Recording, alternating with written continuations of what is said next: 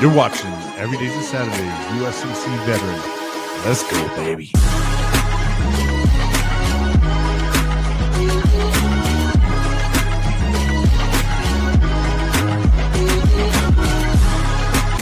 And here's your host, Brian. What's going on, friends and family? Thank you guys so much for joining me on another great day and another great show. Super excited for my next interview. We got two awesome gentlemen waiting back there. And before we get to them, though, let's talk a little bit about what we got going on. We do got some shirts out there, guys. You guys can pick your color out. And these are $30. That includes shipping. I'll send it out to you. Also, the website, no more going ahead and shutting it down. Cost was just so high, and didn't really feel like I was getting a bang for my buck there so much. But you guys can always go over to the YouTube side and check out all the previous seasons and the new season. That one is completely up to date. So if you want to catch it on your TV and stuff, YouTube's always available. My next guest, they both served in the United States Army. Not going to hold it against them. You know, they probably don't like crayons or something, you know. We can't all be Marines. But these guys stuck it out, man, did the long haul, both retired. Both are really good friends and decided to start their own podcast show. So another podcast show is out there. We need more because that's how we get all these amazing stories out there. And also it just helps us all kind of deal with getting out. It's been very therapeutic for me, as you know, so I can't wait to hear, you know, the reason why they started it and all that stuff. But here to tell their story, we have Roger Vodel and Dan Baker. It looks like Dan might be having some technical issues, but here's Roger. What's going on, brother? Oh man, I'm alone on the objective here. This is scary. Dan's just like, oh, it's starting. Boom, man. I'm smoking on the objective. Oh, that's great, man. How you doing, Brian? Doing well, man. Everything was going good until we started, I guess, and then I saw Dan just bloop, up there. He is. He's back. That's Murphy. Back. There you go. Just in time. Oh, sheesh, there we go.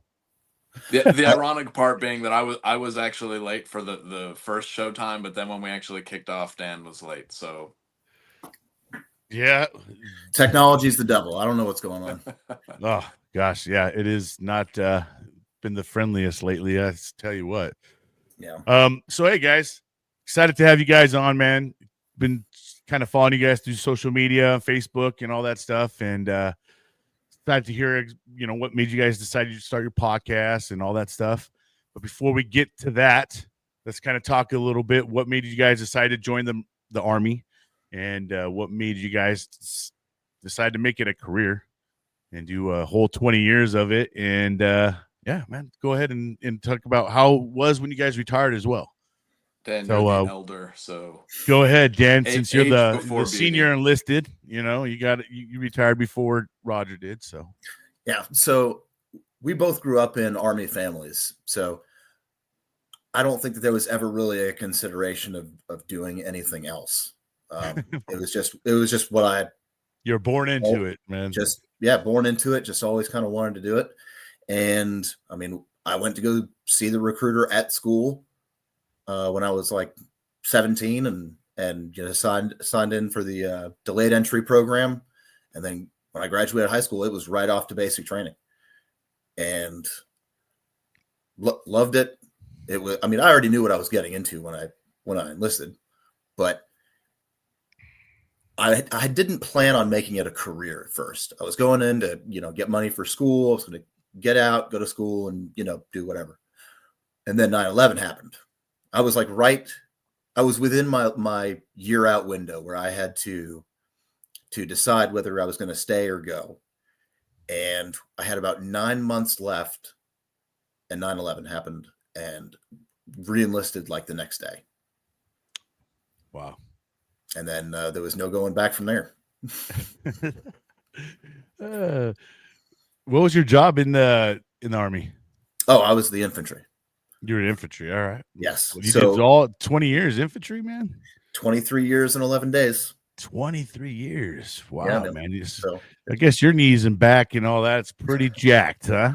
oh well, What's I've left had of them? I've had Yes. multiple back surgeries. I actually have an implant, Oh gosh, damn, and bro. an Yeah. electronic stimulator, so You're that I already can. making jokes out of it. This fool's like, yeah, He's more machine I'm a than robot man now. twisted and evil. Yeah, pretty much. I would not be Damn able to RoboCop. function.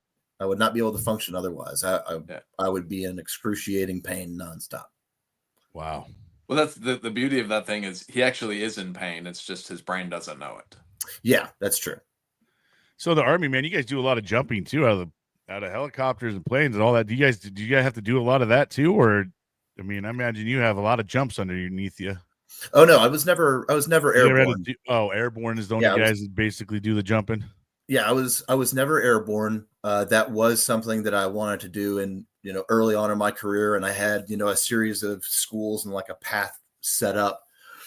But after my first tour in Afghanistan in 2001, it never ended up working out. Air assault, yes, of course, and flying around, landing, falling out of helicopters. Yeah, did that plenty. Fast roping out of helicopters is a good time. So yes, yeah. So I I was an imagine you burn airborne yourself guy. pretty good, I did too. all the wild and crazy airborne stuff. Glad I did it, but now that I'm in my 40s, it definitely feels like it. So you were the guy jumping out a lot. Yeah, that was me. Did you have any of those crazy landings that you saw, like guys running into trees or falling on a Humvee or something like that? Oh, I've seen it all. Yeah. We used to joke around. We called it the Sacred Order of the Pine. If you would ever miss the drop zone and land in the wooded pineland forest surrounding the drop zone, I've seen guys bounce off of trucks, Humvees, get tied up in wires. Of course, mid-air collisions. I've had my air. Just for those who don't know, if you're in a parachute and somebody goes immediately underneath you, we call it stealing your air because just right, the yeah. aerodynamics involved, like your chute will collapse. I've had that happen to me a couple times.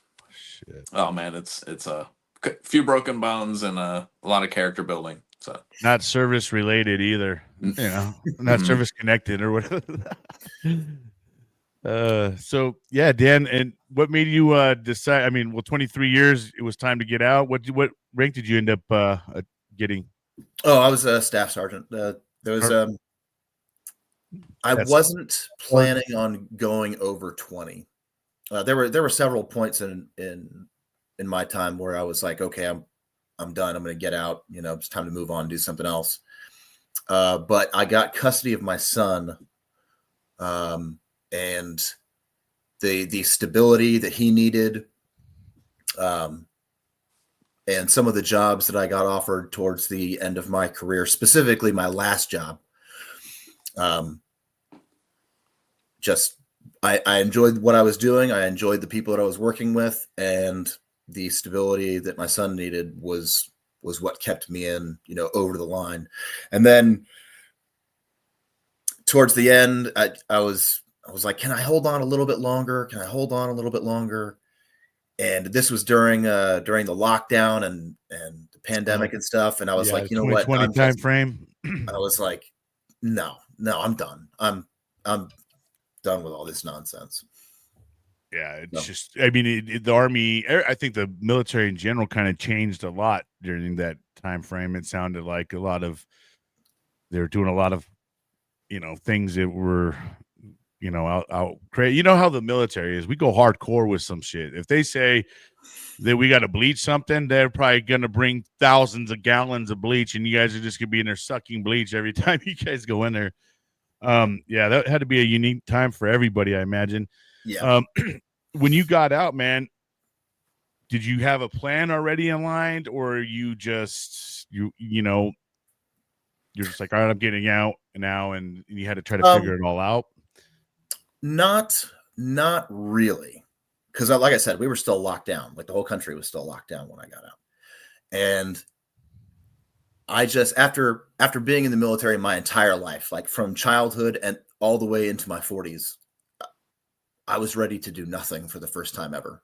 Yeah, I was ready to turn off all the alarms, outstanding, sleep when I wanted, eat when I wanted, wear what I wanted, and not have to worry about the midnight phone calls or, Yeah.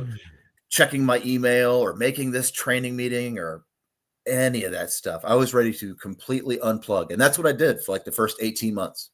Did it feel I- like just a huge weight off of your chest, man? Because I mean, I mean, a lot of what you just said is a lot of anxiety. Yeah. Having to check your phone, worry about your soldiers. Oh gosh, this soldier just jacked up. Now I got to go freaking get his ass out of trouble, and I mean, now I got to go sit there just in front of Sergeant Major because of knucklehead. All the things that go down, man. I imagine, bro, like there was probably a sense of kind of like, whoa, what the fuck do I do? Like, Yeah. why is my phone not ringing right now? Or, like, Yeah. I imagine for a little bit there was like, kind of like, it was hard to not just do anything. Or was it easy? Well, I mean, because I mean, it's just me because my son graduated at the same time that I was retiring, and then he went bro. off So he pretty much grew up with his dad in the army, huh? I mean, the Oh, entire time. Damn. Oh yeah, and so it was just me again, and so I mean, I had stuff to keep me busy, moving, and my parents were going through some health stuff, my mom in particular, and so I was back in Fayetteville, kind of figuring things out and just taking it literally one day at a time. Like, what do I want to do today? And I didn't do much. Good, man. I read a lot. Wow. Yeah. A lot. Like all the books that I'd been collecting over the years of, telling myself, okay, well, when I get time, I'll read this. When I get time, I'll read this. And so I would spend an entire day reading. I would get up, eat, work out, read, eat lunch, read, eat dinner, read, go to bed. And damn. Just if I needed to go somewhere to do something, I would. If I got and here's another thing too, is that when you're busy and you're constantly on the go, you think of something like, oh man, I really need to do this. And then something will happen and you'll get sidetracked and then you'll totally forget about it. So all those people that I had lost contact with over the years, guys that I served with, that I would think about and say, oh man, I haven't talked to so-and-so in a while. Let me give him a call. And then you forget about it. If I thought about somebody like, hey, I haven't talked to this guy in years, I would just call him. Wow. Nice. So it was great to spend that first year or so catching up with everything, really. You just took control of your life, man. It's like you took your life back and you were like, hey, I'm going to do what I want to do. Yeah. Not a lot of people get to do that, man. I mean, it's a weird feeling. It's a weird feeling, like not having anywhere to be, always. Now your son's growing up too, and you don't really have to, like, that's the whole thing too, like. It's be at the right place at the right time in the right uniform, right? Well, I didn't have to do that anymore. The right place was wherever I wanted to be, and the right time is whenever I wanted to be there, and the right uniform was whatever I wanted to wear. Yes, it's a unique experience that I don't think really anybody outside of the service would really understand.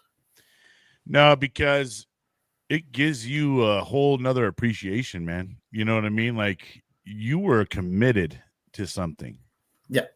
That, for 23 years, you were dedicated and committed to something. And that you had to stay within a certain, standard. You had to abide by their rules. There's just so much that goes with those 23 years. It became your identity, I mean, 24 years, a lot of us, it becomes our identity. For someone that's done it for 20 plus, I mean, that's what you've known, man, your entire young adult life to, your midlife. Yeah. So what in a unique situation though. And like I said, you took something and you got to enjoy your life again, right? I mean, did you find yourself missing it, or did you find yourself glad you did it, but now you're glad you're at where you're at? Well, I think that, especially after such a long career, I think that decompression period is necessary. Yeah. To to adjust to life outside of service. I don't regret my service at all. Of course not. Do I miss it? No. No, I do not.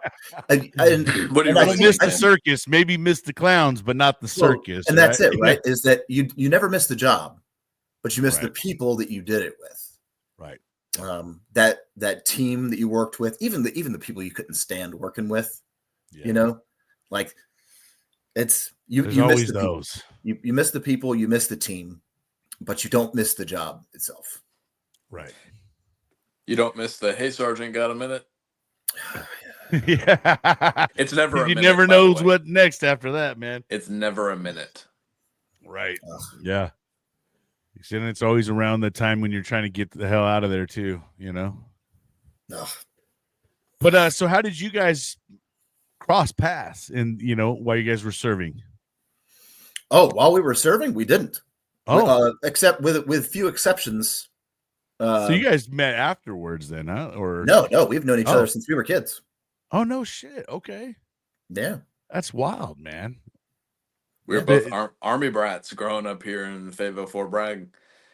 Twice, actually. We in the late 80s, our dads were here, and then we kind of peeled away for a period in the early 90s, and then reconvened back here in Fayetteville. And Dan was 2 years ahead of me in school, about a year and a half older than me. So he graduated ahead of me in high school, of course. But we kicked it back off in the mid 90s. And your guys' paths always seem to come back to each other in a way, or that's kind of crazy. Your dads were both in the Army, right? And that's kind of, you guys were both Army brats. So yeah. Well, they call Fort Bragg, and it is Bragg, not Liberty. We don't do the new names. Here. Yeah, whatever. Yeah. Fort Bragg is the center of the universe. Some people say that derisively, some people affectionately, but if you get stationed here, you will always find a way to make your way back here, one way or the other. Yeah, it's that black hole, huh? Yeah. All right. Well, Roger, we'll go kind of start off with you, man, and tell us where you kind of grew up. Obviously we know you grew up in the same place, but what made you decide you want to go in the Army? Kind of same situation. You grew up in it, maybe, and then let us know how your career went. So pretty similar to Dan. Again, Army brat. I'm third, depending on how you slice it, even fourth generation Army. Definitely a solid 3. And so maybe it was just a lack of imagination on my part, but I started rounding home base in high school, and my parents are looking at me like, "So what's the plan?" And to be honest, I was a reasonably intelligent guy. I did youth group at church. I was involved in sports and scouts. Like, it's not like I was a couch potato or anything. I just never really put a tremendous amount of thought into what I wanted to do beyond high school, other than I just, I wanted to be free. I wanted to spread my wings and go do my own thing, whatever that was. And, I hadn't gone that extra step. And my folks talked me into, because I was going to enlist, kind of following Dan's footsteps in a lot of ways. I know I wanted to go do the cool guy thing. I went and talked to a Navy recruiter about the SEALs, and my dad was like, "Please God, don't do that." I did see a Marine recruiter, and my dad told me, he said, "Hey, if you want to be an infantryman, if you want to be, on the front," and this is all before 9/11 now, but he was like, "You want to be on the front lines, you want to do all the stuff. The Marines are great, God bless them. Do it in the Army because they got better equipment." And I was like, "Oh, okay." Yeah, that's facts. So, kind of put that on the back burner. In the end, they talked me into going to college. I wasn't really interested in doing 4 more years of school when I was, an 18-year-old high school senior. But my mother said, "Please go to college. We have enough money to send you for a year. Don't blow it off and drop out or be a goofball, but go give it a shot." And I said, "Okay, fine, Mom." Mom and Dad are usually right about these things. So I went to East Carolina, also known as the Harvard of Eastern North Carolina. And no, nothing. Okay. And I signed up for ROTC because I was like, well, it should be an easy A, and it's something that'll keep my interest. So fair enough. So I signed up for ROTC. I was not on a contract. I was just a schlub. By then I was about to turn 19, still 18 though, and I started going to PT and getting kind of into it. And one day, this was a month or so into the school year. So this would have been the fall of 2000, probably August, September 2000 timeframe. So again, before 9/11. The one of the captains pulls me aside and is like, "Hey man, why are you out here doing all this stuff? It's not mandatory for you to be here." And it always stuck with me as an odd question, because why would I sign up to do army stuff and then not do army stuff? And so that's exactly what I responded to him with. And he looked at me and was like, "Hey man, we got, and we're allowed to keep a pocket full of scholarships just to hand out to people like you. Do you want one?" And I said, "Yeah, sure, why not?" And the rest is kind of history. So I signed on the dotted line in March of 2001. 9/11 happened a few months later, and it was a completely different world by the time I graduated in would have been August of 2004. We signed up for not one but two wars. So, Wow, yeah. so I got branched artillery. I wanted infantry. They gave me my second choice, which was artillery, but they gave me my first choice of duty station, which was Fort Bragg. So that was the Dropping warheads on compromise. foreheads. Yeah, exactly. Well, it ended up being kind of interesting because I went to Fort Sill, Oklahoma for the basic course, showed up to Fort Bragg in around this time. It was kind of like early February of 2005. I reported into the Division Artillery Headquarters, also known as DeVarty. And the DeVarty XO looks at me and says, "I hope you didn't even unpack, because you're going to 1st Brigade and you're out the door." And about 60 days later, I was, on an OP in Afghanistan. So that's what I did. I was a fire support officer. So was I in the infantry? No, but I was in an infantry company responsible for all the indirect fire support assets coming in and into the area. And basically the forward observers kind of sort of worked for me. It was a kind of a handoff between me and the platoon leader, but I would plan all the fires. And yeah, so I got my infantry time one way or the other. Wow. So when you joined, did you foresee yourself being a career guy or I did not. No. So I'm jumping ahead a little bit, but that's a great question. So I did that for 2 deployments, and we came back from Afghanistan, went to Iraq for the surge. That was a 15-month doozy. That was a good time. And the next thing I know, I've been in the Army for 5 years, and I'm kind of on a let me check my math on that. Well, 4 plus anyway, and I'm on a glide path here to figure out, what's my next decision point. And I learned very early on, indecision is a decision. It was kind of one of those, the Army's going to go rolling along, which is of the motto, right? And we're going to drag you along with us until you opt out. And I never actually opted out. He just kept dragging it. Yeah, I know. Toe jumper, right? So I'm flapping on the side of the aircraft, right? So indecision was a decision. So I never had this, burning desire to, become the next general and do all these things. I just kept doing it because I was having fun for the most part, of course. But I was having fun. I, picked up a family somewhere along the way, and it worked for us. So then, the next thing 18 years have gone by, and that's about the 18-year mark is where we decided we were going to hang it up. But it goes by, it's by fast. I think y'all would both agree, long days, fast years. Yeah, man. Yeah, for sure. Yeah. So your wife married the Army too then, huh? So that's pretty unique. And Yeah.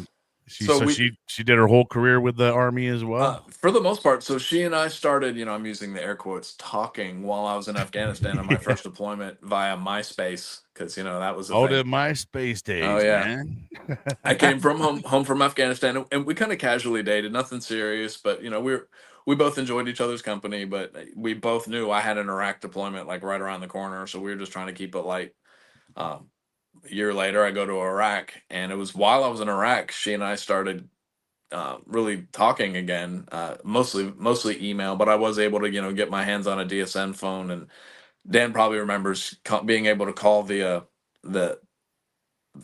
basically the MWR line, the Morale Welfare Recreation line, which was like a switchboard and LUD somewhere, and it would like patch you through to local calls. And I don't know, there's a really arcane process on how you could do that, but I was able to call her pretty frequently from Iraq. And so Wow. I came home on R&R leave from Iraq, about 2/3 of the way through the deployment, bought a ring, put it on her finger, came home from the deployment about 90 days later, and we got married here in the Cumberland County Justice of the Peace, which for those who don't know is in a jail. That's a military wedding, We got married in a prison. I'm sorry, a detention facility. Oh shit. That's where the JOP is. So Oh man, that's great. The background, you see some guy in some cuffs getting. I mean, there's probably a metaphor in there somewhere. Well, that's crazy, man. And how many kids did you guys end up with? So we have 4 children. 4 children. We had 3 girls, and we adopted a little guy from the Philippines. He's our baby and the only boy, and he's got 3 beautiful big sisters, and I already feel sorry for him. Yeah, gosh, yeah, that's rough, bro. That's rough having a whole bunch of sisters and being in a house full of women. I know that from experience. We watch each other's backs. Yep. Yeah, you gotta stay. You boys gotta keep it together, man.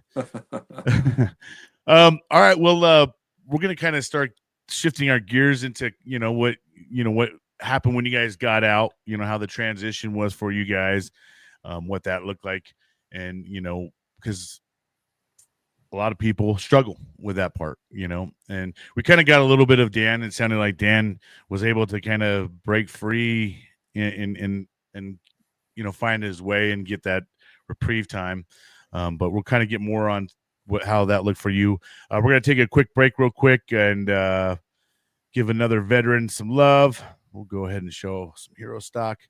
We'll be right back after this quick message. Join us for Hero Stock, a special event dedicated to honoring our veterans and first responders. Experience a day filled with incredible live music performed by those who served and protected our communities.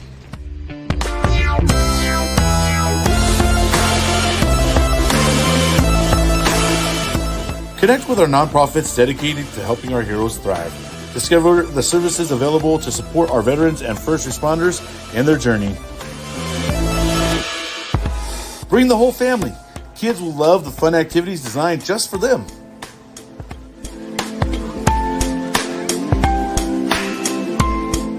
Reconnect with your community and celebrate the courage and sacrifice of our heroes at Hero Stock. Join us for a day of music, support, and togetherness.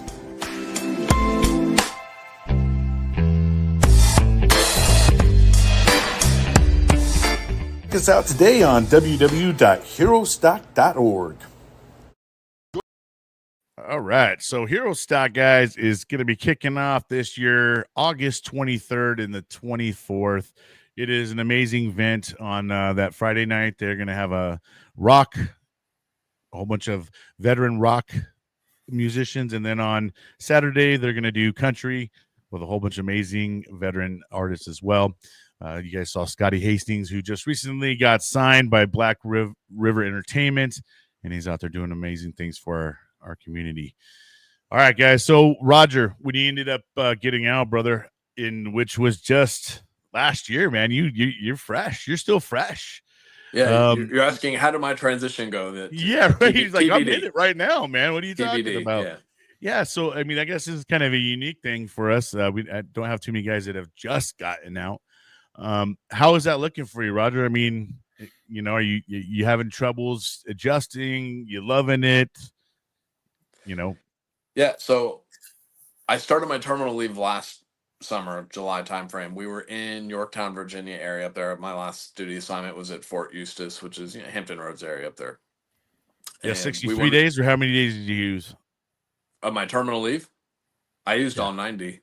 Oh, you got to use 90. Oh, shoot. They only let us save up to 63. So back in the day. Because of COVID, there was a exception to policy where they allowed you to basically keep your use-lose leave up to 30 September of this previous year, because there was a period where they weren't letting folks take leave. Anybody? Okay, damn. Yeah, I had 110 days of my terminal leave.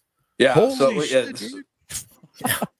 Post commander had to sign. How awesome, man! Yeah, I mean, there's an exception for everything, right? So exception policy for everything. So I ended up taking, I think it was not, well, I say 90 days. I also took, several weeks before that, which was chargeable leave, not whatever. It doesn't matter. So we were finished up in Hampton Road there, and within 72-hour period, I signed out on terminal leave, packed up the house, and moved back down here to Fayetteville area because we wanted to retire down here because this was home, and we have pretty much all of our family down here, and then of course my work spouse, also known as Dan Baker, lives down here as well. So yeah, there you go. So we basically did all the most traumatic things you could possibly do within a short period, which you've probably read the things where they rank, what are the most stressful of life events that a person can go through. And it's like, retirement and changing careers, moving, changing schools, changing church. We basically did absolutely everything at one time. You smacked that whole list. Yeah, so right down there, huh? Yeah, so all that being said, so we moved back down here to North Carolina. We bought a house, which is a tremendously stressful thing. But which, by the way, buying a house in last year's housing market, I don't recommend to anyone. So I hate that. I started work, from a week from the day I signed out on leave. So you have to imagine we smushed all of that into one very small period of time. Obviously, the kids didn't start school for another month or so, but and I walked right into it. I had a job lined up, and it was doing some defense contracting stuff. Nothing too stressful, but I walked right into a new job because that was kind of the deal. It was, hey, well, we need somebody to come fill this job now, so you can either take it now or we're gonna take somebody else. And I was like, well, I'll take it. So all that being said, the job was fine. There's nothing wrong with the job, but I never had that breather. And so I got about 90 days into this job, which again, it's just a staff job working in an air conditioned office, reading emails most of the day. So I wouldn't say it was stressful or difficult, but I never really had that breather. And about a week or so before November, I just, if I may, I would say I started to hit Tracer Burnout at that point, and I was just done. So I put in my resignation and 2 weeks notice, and really since about mid-December, I've been, we'll say, between employment, because I do need to get my behind back to work. I got, I mean, the VA and my pension, or we can live off of it. It's fine, but Could be tight. Yeah. So I need to get my behind back to work. However, that all being said, I have enjoyed the last month or two of being able to just. I still get up early. I still go work out. You pay to do whatever you want to do. Yeah, I mean, it's been amazing. I've never had this before in my life. My kids give me a hard time about me being unemployed or whatever, and which they're rightfully so to an extent. But man, it has been bliss. Yep. Just being able to do what I wanted to do. Decompress. Yeah. So yeah, like I said, I need to get back to work, but in the meantime, this has been nice. So well, that's good, man. I mean, I guess there might have been a little bit of a regret for you to go right into employment. You kind of wish you probably would have took that little rest in between instead of going right into something. I mean, that probably would have, who knows if that would have helped or not. But I mean, I imagine you just were kind of like, gosh, I imagine every day you're sitting at that desk, you're just like, yeah. I mean, that's exactly right. And I mean, the timing being what it is, I mean, who knows? Maybe if I would have taken a break and then gone in, it would have gone better. Or maybe, I still would have probably felt the same way. But, at least we had the dual incomes for a while, which was nice. But yeah, it was a hell of a adjustment for me to go 100% in 2018. I went from making a 6-figure income to half that, just real quick. So that was a hell of a devastation. But you know what, dude? Since I've been out, there's no way I want to even go back now. I've learned how to manage my life and live my life with what I have. And the payout for me is the feeling that I get, not having to go feel like I'm working for the man. And some people are hard to work with, and you want to smash their freaking head against the walls, but so that's the hard part, is trying to adjust. And some of these people don't have the kind of training that we have. And that makes it hard for us, right? It's the, lack of discipline, accountability, Yes. a sense of responsibility, a sense of the team before self. All those things that you talk about while you're in service, but you don't really see the stark contrast until you go out into the civilian environment and all of that is gone. Yes. Where there's, zero accountability. There's zero sense of responsibility. It's all about me, not team, that's, yeah.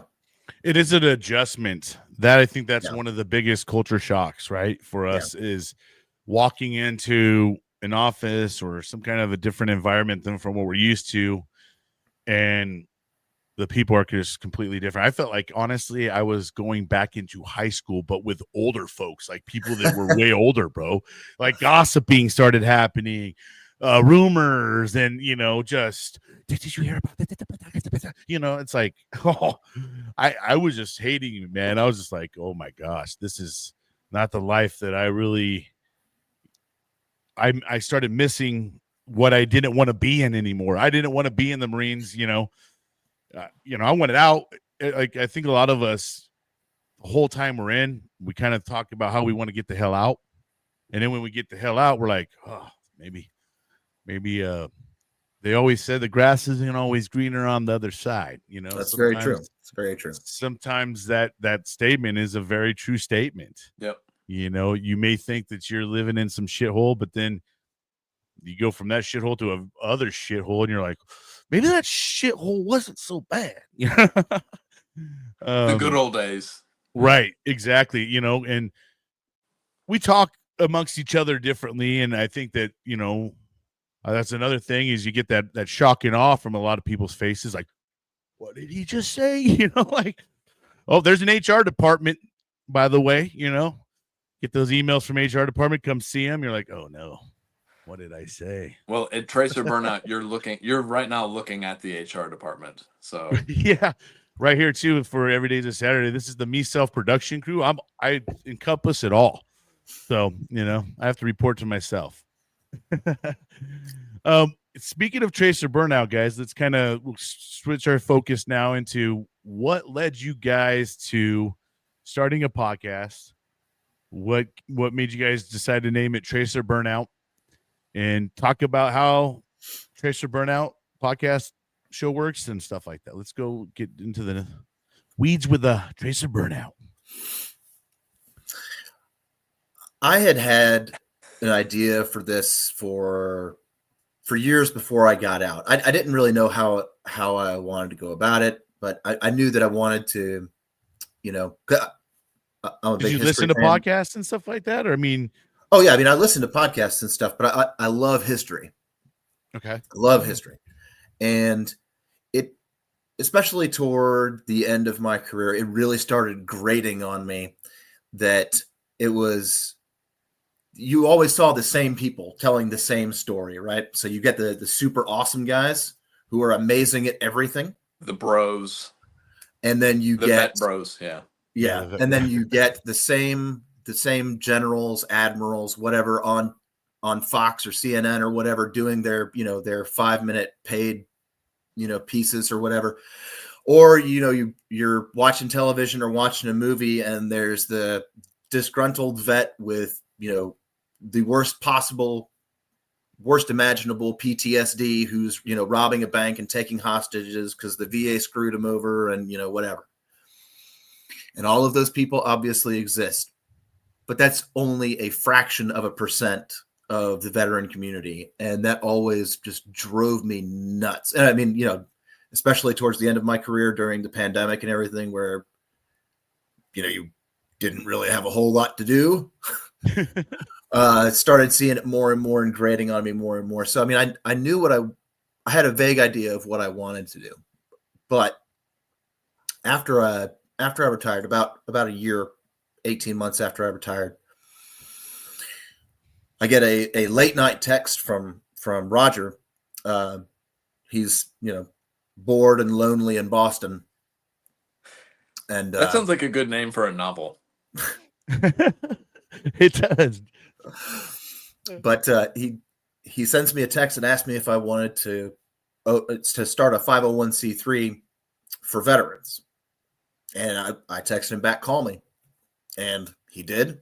And then that was the first of many, many, many long conversations that we had over the ensuing months about, how to go about this and narrow the focus. Because I pitched on that initial phone call, I pitched him the idea of the podcast versus doing a charity.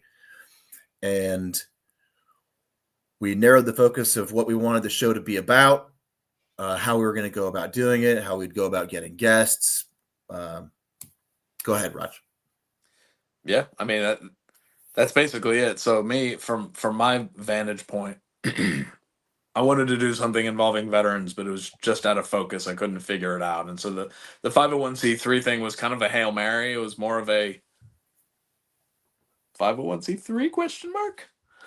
And then when Dan said, well, I've had an idea to do a podcast, it just snapped into focus. I was like, that's it. That was the thing. That was the thing. So I also like to say this point when we talk to other people about this. Dan already sees it coming. Here's the wind up.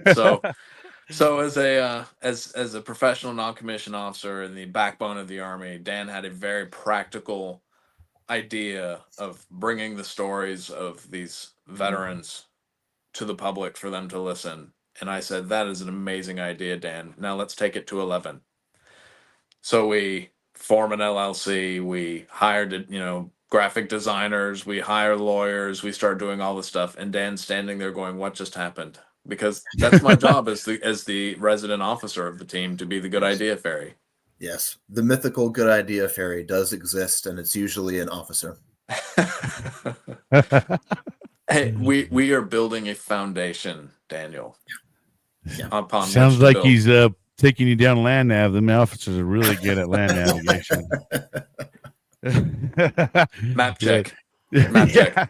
So that, that's kind of how it started. And really, actually, this week, what was it? I want to say it was yesterday, was our 1-year anniversary for the first 2, because we did a doubleheader episodes that we recorded, not released, but recorded. So Congrats. We've officially been in the biz for about a year. Although, add a couple months prior to that to get things set up and kind of sketch out what we wanted to do. And boy, I got to tell you, there's a lot more, as you know, to podcasting than you would have ever expected. I didn't really, it went from a hobby to a job real fast. Yes. You start to learn about all the things you got to do, and you learn real fast that it's more than a hobby. Yeah, you think it's in the digital age, it's microphones and computers. How hard could it be?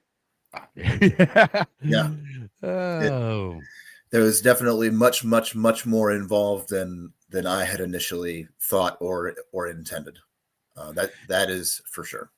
Yeah, it's definitely turned into a different world now that we have access to these kind of things. That's why people got paid the big bucks to do these productions, sound, lights, camera, action, all that stuff.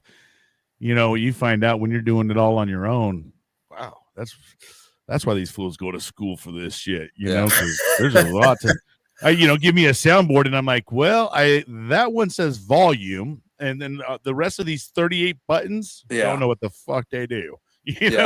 We're pretty much there. So we've definitely made some mistakes, particularly early on. Although we still have 1 step forward, 2 steps back on some of the tech. Dan and I we're best friends. We're career guys. We can sit and talk to anybody, and that's kind of the thrust of the show. It's all services, all generations, 2 genders. We'll talk to anybody.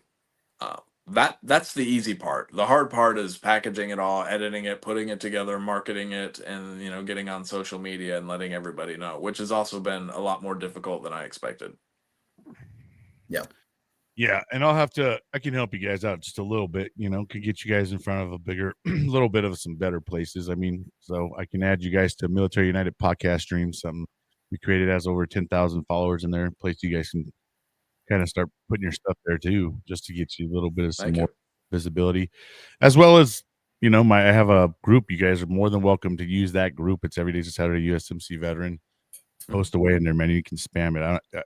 Yeah, I'm we're- not we're in like, there. oh, like only my We don't podcast can overpost, do it. but we are in there. Yeah. No, perfect. Yeah, man. It's there for you guys to use to. I mean, I hope you gain some new listeners or watchers, through that. So Yeah. Well, I mean, the video portion was what we started out with because YouTube and Rumble. you guys went straight to video then, huh? Because I went straight to video. Okay. But even though most of our subscriber base has moved to the audio only platform, the video portion is important because those families of the people that we talk to generations from now, they'll be able to see, grandma, granddad, great uncle, whatever. They'll be able to actually put, because at home there's just a picture on the wall, right? But now you can actually, years and years later, be able to see them and listen to them talk about their experiences. And then in the video feed, I also put in pictures of their, time in service and their experiences and things like that. So it's a living memory, Yeah, we're basically building up a library, right? With people being able to see it now, it's a visible library, I guess you can call it, where we're putting it out there. Once these things hit that internet world, they're out there forever. So yes, that's the internet is forever. That's what they say, man. You post something, it's gonna be there forever. So that's the good thing about it. Yeah, man. I mean, we got to get all these stories out there, right? There's a lot of stories out there that we don't capture. We always tend to hear they always glorify, the guys out there that got the big medals and, there's so many unsung heroes out there. Those are kind of the people that we, I think a lot of us are trying to seek and stuff. Cause everybody, even the guys that didn't deploy, there's great stories out there for everybody. And, your experience may be unique to the other person's experience, but we all have a different journey. That's the crazy thing about it. And we could even go to the same duty stations and have a whole different trajectory. The civilian populace has a very skewed view of what life in service is. Mm-hmm. And that's because they really only see what the media portrays to them. Right. Which is, the guy that jumped off the back of a bald eagle in, 1944 and strangled Hitler with his own mustache. Right. Or the super crazy 45, guy. Dan, 45. 45. Super crazy guy, that's robbing a bank because, the PTSD just, got out of control. And no, that's not the average. That's not even the vast majority of veterans. The vast majority of veterans misunderstood. They get out after 3 years or 10 years or whatever the case is, and they go on and they become school teachers. They become coaches. They become, doctors. I've had doctors on here. Yeah, stay-at-home moms, doctors, lawyers. They go out and they do everything else that everybody else does. So rather than just getting the stereotypical, oh, thank you for your service, you can actually learn about these people and better understand their service. And then you will know what you are thanking them for. Just talking to a few guys, even one local here, that I've come to find out the guy was in the Navy. And once he got out of the Navy, his service really didn't stop, man. He became a community guy. Mm-hmm. He started, built up Grace Resource Center, which is a place where they, people bring stuff for the homeless and stuff. I didn't even know about this guy until someone introduced me to him and I got to talking to him and I was like, oh shit, you were in the Navy, bro? Cause that's something he didn't even talk about. Right. Yeah. Cause he's done so many other freaking amazing, great things. But I was just like, man, see, you're a person that deserves a lot of attention, but you don't seek any of it. You know what I mean? Yep. And that's kind of like my little saying that I got is that I like to get the people on here that deserve all the attention in the world, but don't seek it. Yeah. We've got an upcoming episode with, and it'll be out in about a month or so, with a Marine who only did a few years. 3. But he was a law school graduate, became a lawyer, did a whole bunch of fighting the drug trade, specifically the child sex trade and stuff like that. Wow. Did that for years. Went back to school, and now he's getting ready to graduate in a couple of months. He'll be a doctor. He went to medical school. See, and his service he did a really whole bunch stopped. of other stuff along the way. But Yeah. that time in service is only a fraction of his life, but he has spent his entire life Serving. in service. Yep. Yeah, I think that's what a lot of people don't understand, right? Is there's that part of serving your country, but then some of these guys get out and they continue to serve one way or another, and that could be just like starting a nonprofit, which is helping your community. It's bringing something forth where people. We all complain about our communities. A lot of people start to complain. Oh, this is well. Hey, we could fix it. Instead of us always complaining about, there's things we can go out there and do and fix it. Yeah. Now, back to your guys' podcast stuff. Now, when you guys started it up, did you guys just start off the two of you guys, or did you guys start off with an interview right off rip, or and do you guys kind of switch it up? Is everything interview related, or there's times where you guys, hey, let's hit this topic up a little bit, maybe and talk? So a couple of things. We use the term interview for brevity, but it's really not an interview. It's a discussion. I mean, what we're really going for. Yes. We got a round table. A dear friend made it from scratch for us out of. Oh, that's right. You guys do a lot of in-house stuff too, right? I mean, Dan repurposed one of his empty rooms in his home into a studio. So we've turned that into a studio, That's nice. We're really going for a coffee table kind of discussion. So we don't have a segment called Coffee Talk with Brian, man. I love it. Coffee talk. Yeah. We have a couple questions that we ask in every interview, but outside of those, we don't go in with canned interview questions other than the 2 or 3 that we ask everybody. So we're really going for that kind of feel, and it makes it feel a lot more genuine because it is. And also it's because of that, I mean, you're generally going to get more authenticity out of the person you're talking with, because they're going to be more comfortable. Yeah, that's exactly how I started off. You guys are already going into the conversation. My first, I think, 2 or 3 interviews, I had like a list of questions, and it was almost I always watch my stuff back to kind of be my own critic, because me self-production, you got to watch your own stuff. So and I started going, I was like, oh, I don't like that I'm just asking the same questions. It really sounds just too blah. And then that's when I started feeling like, you guys, let's make it more about a conversation. Because a lot of people ask me before they get on, do you have like questions you're going to ask? No, I don't, bro. I really don't. I just, I know about you, and, I'm pretty good on the fly to think something up. I don't usually have to have like a set of questions. And usually most guests that come on cover themselves pretty well, that you don't even need to have a lot of questions to ask. Now, you guys, how many interviews have you guys conducted this so far? Episode 24 just came out yesterday. Yep. 25 will be out on the 17th, and then we have two more recorded that I haven't even started working on yet. And then Roger continues to line up more interviews for us to schedule recordings for, and actually, I think we're recording another one next week. So we're grinding away. And Brian, we're gonna have you on too. That's yes. Yeah, man. I can't wait. So I guess we didn't answer this part. Now, do you guys it's all interviews, or is there times where you guys have that candid conversation amongst each other? Yeah, great question. So most of our episodes, we've kind of recently changed this, but we would do kind of an introduction where we bring it in. We've kind of gotten away from that now. It's really the conclusion where Dan and Roger really just sit, and the first thing we'll do is just recap the episode and say, what did you think about this, that, the other thing? So we'll do that for 10 to 15 minutes.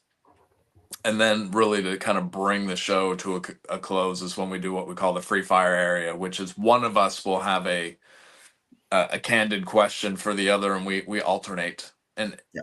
it could be like everything is fair game. So it could be anything from the Peloponnesian War to, you know, what do you want your last meal to be, to did aliens build the pyramids? It can be anything. Yeah. So That's awesome, man. It's Yeah. add a which little they did, something by to the way. it. Yeah. Outside of that, we did do a Thanksgiving episode where it was just Roger and I. It's like an hour long. And Christmas, yeah. And then we did a Christmas episode that is a little bit longer, and had some dishes. Had some. I put my culinary skills to the test and made some things from around. Roger's shaking his head, man. Was it not good? It was good. It was No, it was all good. amazing because I am actually a good cook. Oh hell yeah! Yeah, no, it was good, and I don't know what was better, the actual food or me envisioning in my mind Dan in his kitchen wearing an apron and doing all this baking. So yes. Yeah. So we have, veterans or service members wind up all across the globe. Veterans retire or get out of service, all over the place. And so I took some of the places that we have listeners, and I made dishes from some of those places. And that was our Christmas. And then, we talked about certain subjects along the way as well. So we have had a couple of episodes where it's just Roger and I, but we really just save those for special occasions. Yeah. Yes.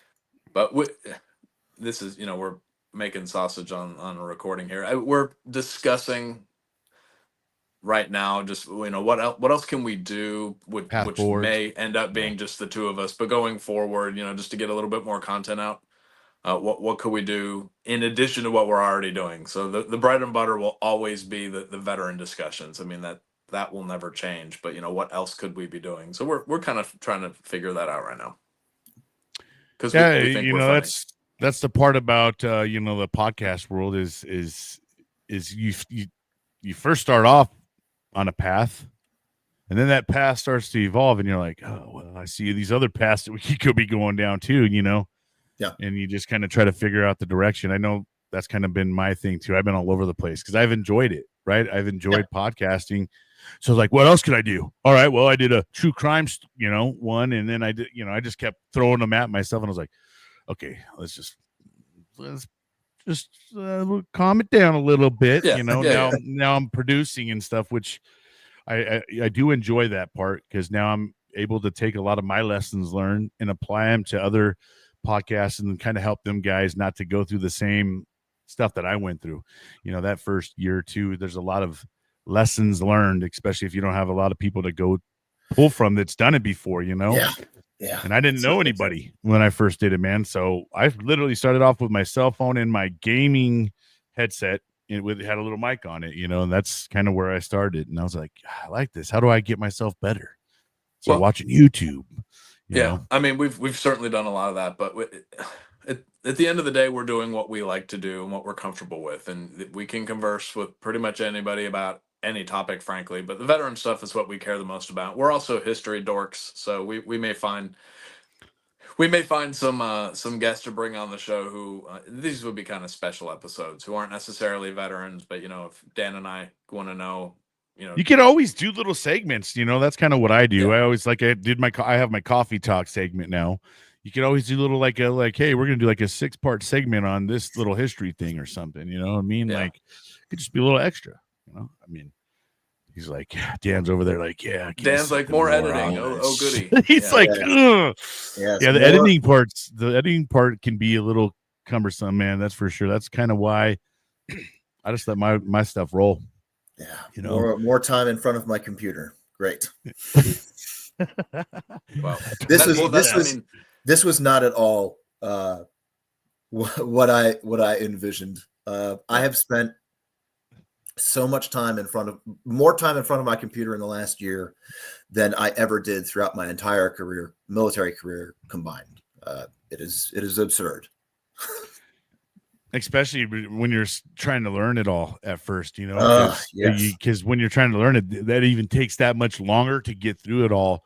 I mean, I do everything so much faster than I first did, because same thing, man. It would, I just, that's why I had to scale it back, because like I end up putting way too much time into my shows. I start doing little clips for my clips, you know, and now I'm like, oh gosh, now I'm doing way too much time and I don't have this time and for all this bandwidth extra stuff. Now, what's the future look for you guys? Is this something that you guys just gonna keep on trucking with it until it burns out, or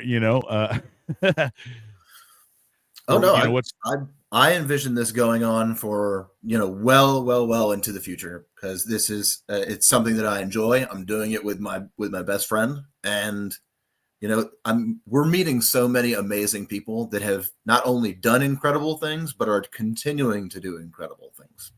And I love it. I love it.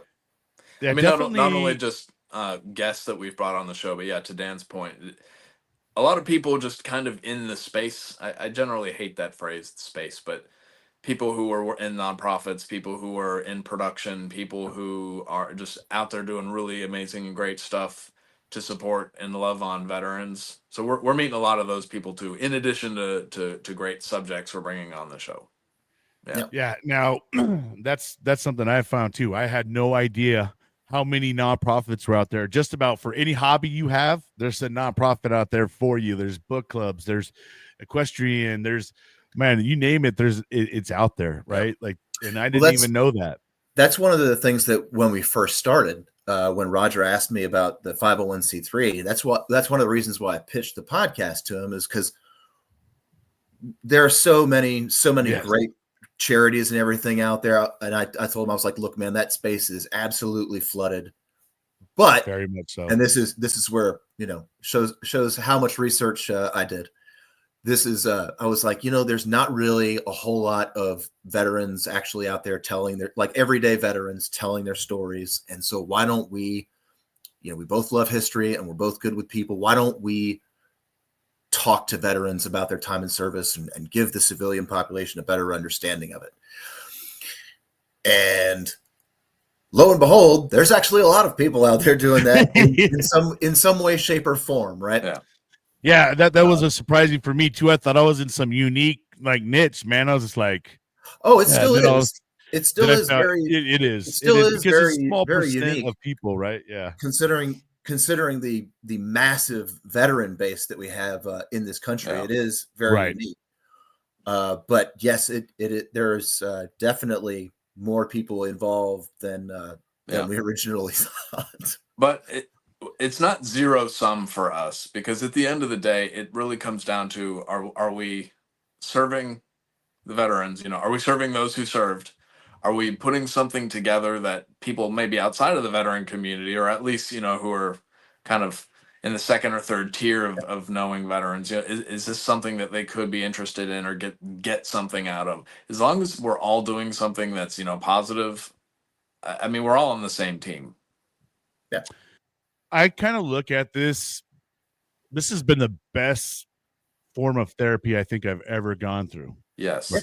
And I've actually talked to real people that have had the real feelings and experiences that I've had, instead of someone that just went to school and learned about something, right?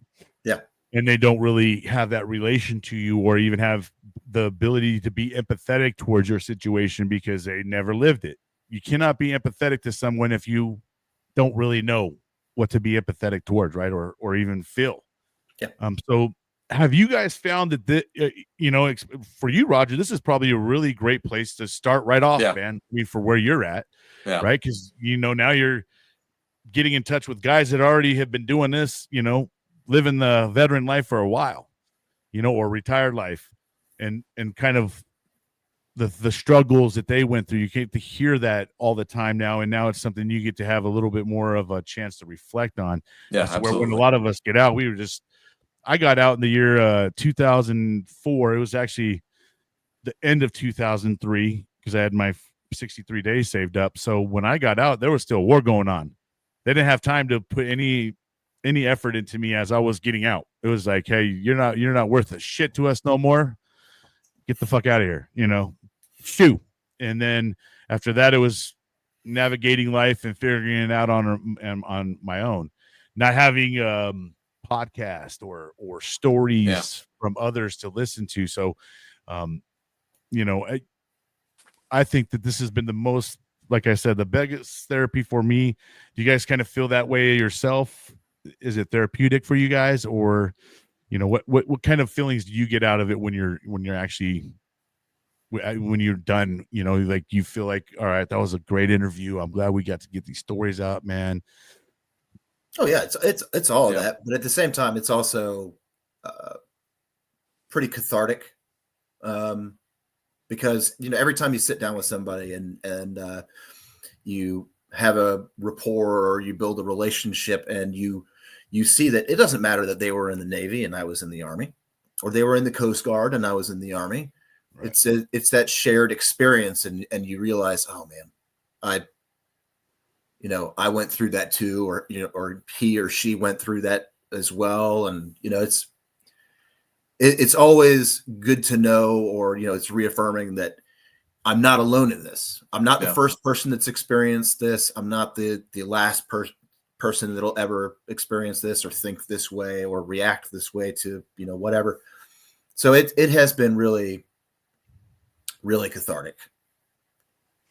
Yeah, you guys are my 113th interview, and I still get those like, wow, that just resonated with me. Like there's always something through someone's story or something they say. I'm just like, it brings in that pop, like, oh, that resonated with me. And, I don't know that would happen for me any other way, because I've kind of been that secluded guy where I've kind of stopped going out in my community, and I kind of, just kind of kept to myself. I've been keeping to myself.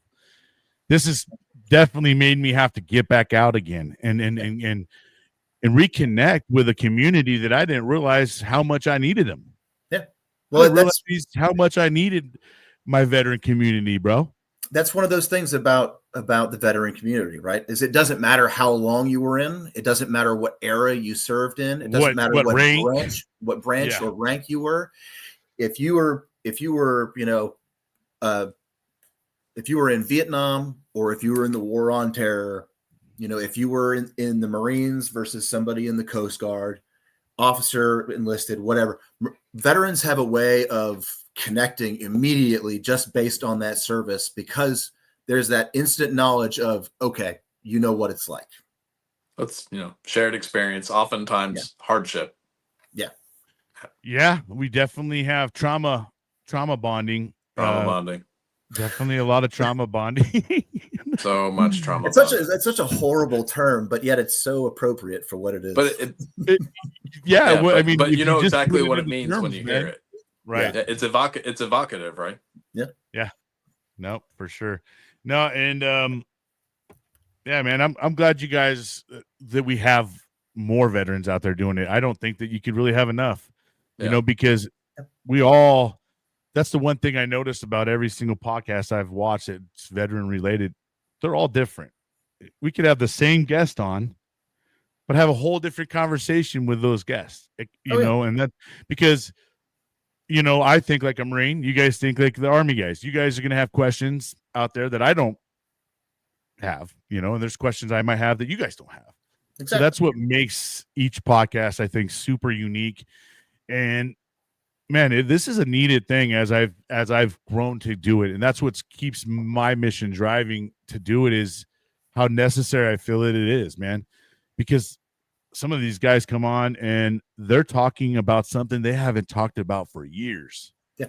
Now they have a platform in a place that they feel comfortable enough to talk about something that maybe they've been holding on to. Yeah. Well, that's the thing, right? Is that veterans, there's a bunch of reasons why veterans won't talk about certain experiences they had in service, whether it's because they think that no, we almost got through it. Okay. He paused at a good moment. Yeah, I'll jump in. I mean, it comes back to some of that trauma bonding, right? I mean,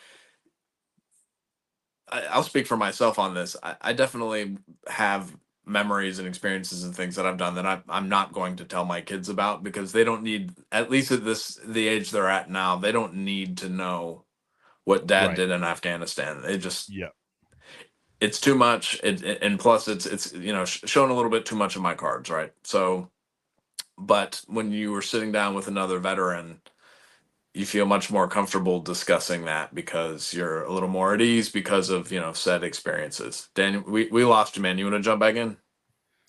No. Continue on. Okay. So did that answer your question? Yeah, for sure. No. I mean, it's you guys are right, man. This is the point, and this is an opportunity for you to talk to like-minded people, and you feel a little bit more comfortable. A lot of times when we talk to our civilian friends or something like that, and you guys kind of get into the stories, you always kind of get that look of like, they don't get it, or maybe they're just, they can't even fathom the thought of some of these things that happen. All our people know of here is what they see on the screens, right? I mean, and the screen only can show you so much, and it actually just shows you when you're actually there. There's the feeling of the sound, like the sounds, you can feel them. You can feel that shit. The booms, you can feel them. The bangs, you can feel them. It's, the rounds going by, you can feel them. I mean, that's all real shit, right? But talking to people that get it, it just makes it easier. It just makes it a lot easier. Yeah, Dan, tell them about the name of the show, how we came about it, and what it actually means. So we ended up batting around, and this is all before we even owned a single piece of equipment, right?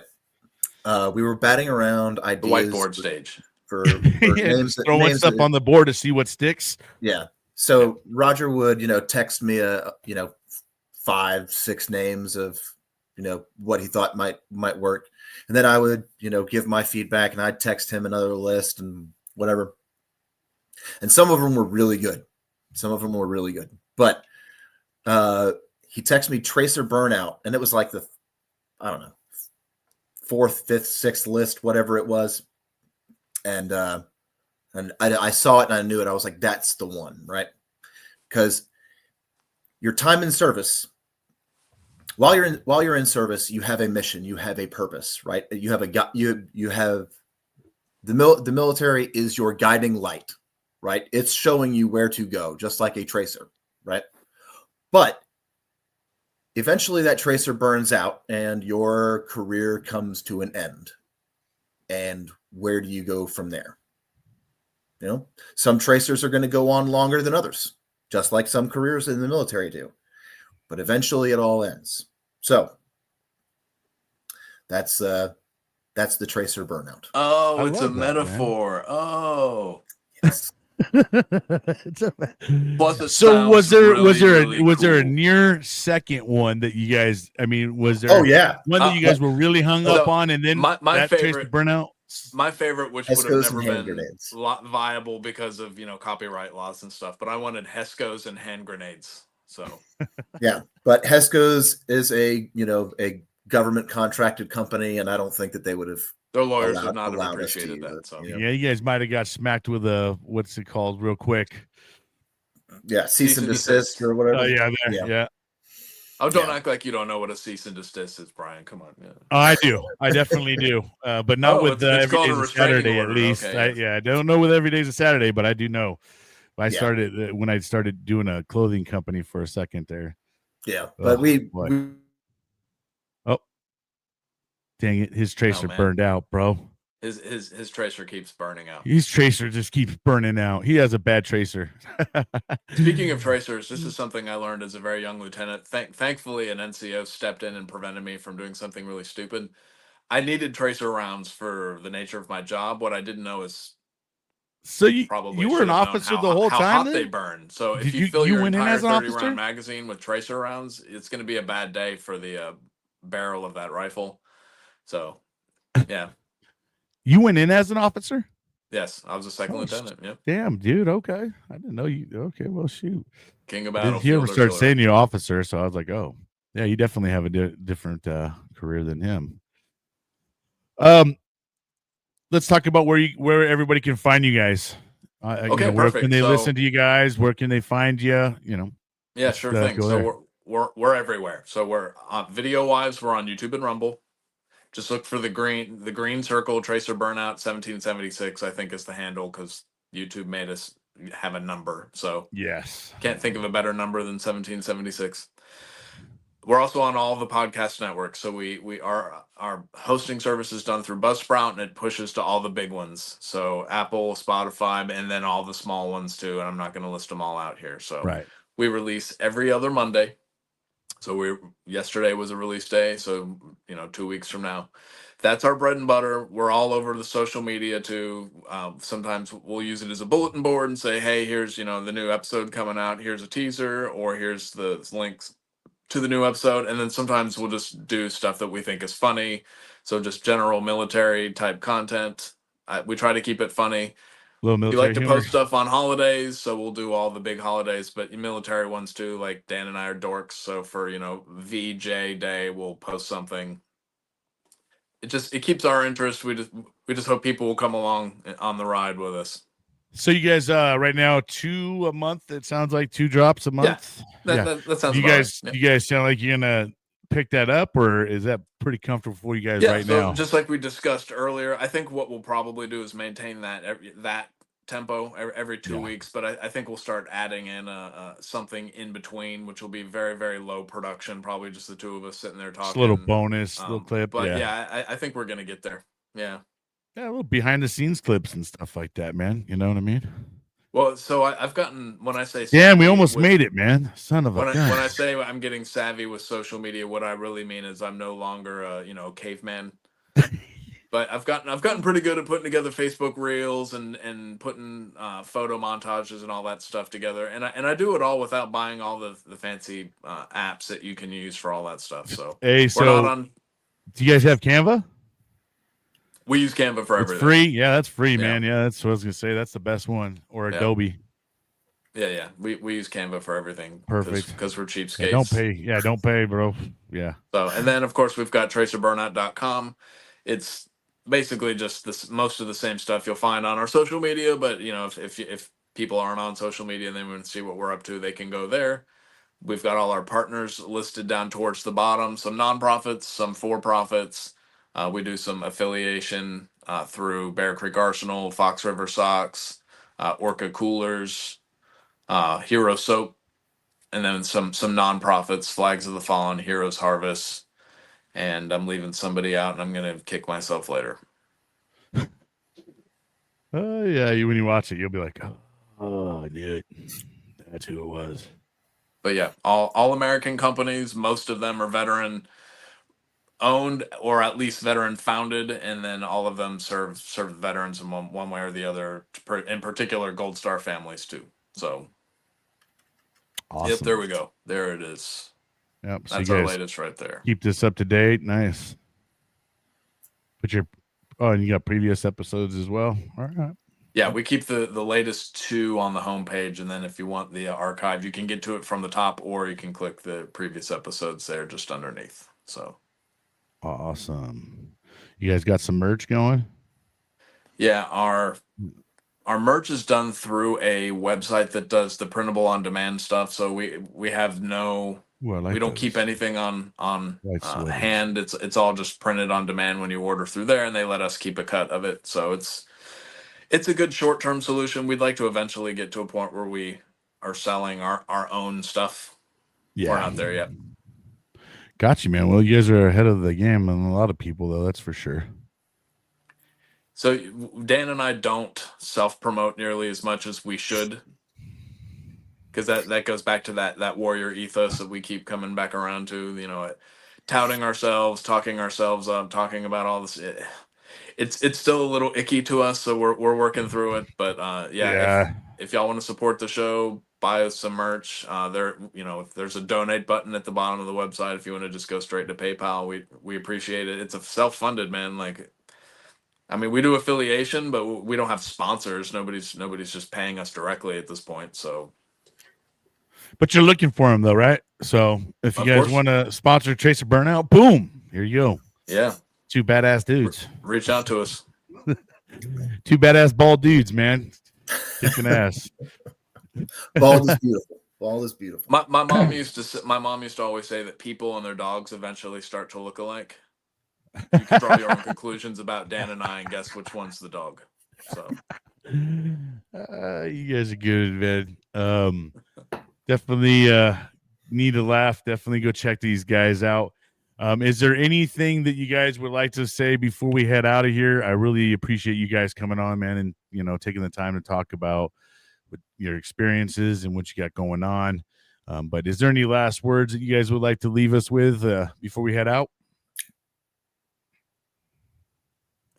I was waiting to see if Dan had anything. Oh, jeez. Come on, Dan. You're feeling like a history buff. You should have like some kind of Oh, I've got a plethora of things that I could throw Dan was out about there. to say that. Did you know that Charles II on this date? Yeah, yes. Look at his picture in back of him, man. He's he definitely loves history. He could. Oh, I've got my entire wall of books over here to my right, but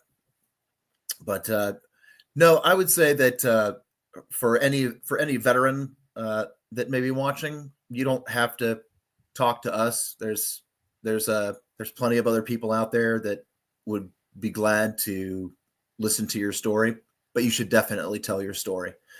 And you do have one. Your time in service has impacted you in some way, shape, or form. Good things, bad things, the whole gambit. But you should definitely tell someone your story. Yeah, because otherwise Hollywood is going to make something out of whole cloth and tell your story for you, and it won't be anything like the truth. Yeah. Your service matters. Good point. Good job, Dan. That was great, man. Roger, what about you, man? Any parting words? Tough to beat that. I mean, that's our tagline, right? Is your service matters. So that's one of the things we run up against is we'll meet somebody in passing, say, hey, we should bring you on the show, and they'll say, oh, I couldn't possibly come on and talk. All I did was turn wrenches on Huey's after Vietnam, and everybody's service matters. We're all on the same team, and it's one team, one fight. And you served, and then because you served, somebody else wasn't forced to, and that's one of the beauties of being in the all volunteer force, right? So that's really it. Just make sure you stay connected. There's a lot of resources out there that exist now that our forefathers didn't have. Oh yeah. So, I mean, I guess to put it bluntly, there's no excuses. If you're struggling, if you're having a rough go, there's no excuses. Reach out to a friend, call a crisis line, do whatever you got to do. But, people want to help. That's right. Once again, gentlemen, thank you so much for your time in service that you've, and thank you for continuing your service as well. And you guys care enough to keep going. You care enough about your brothers and sisters out there to keep going. And we need more guys like you, more gals like you guys.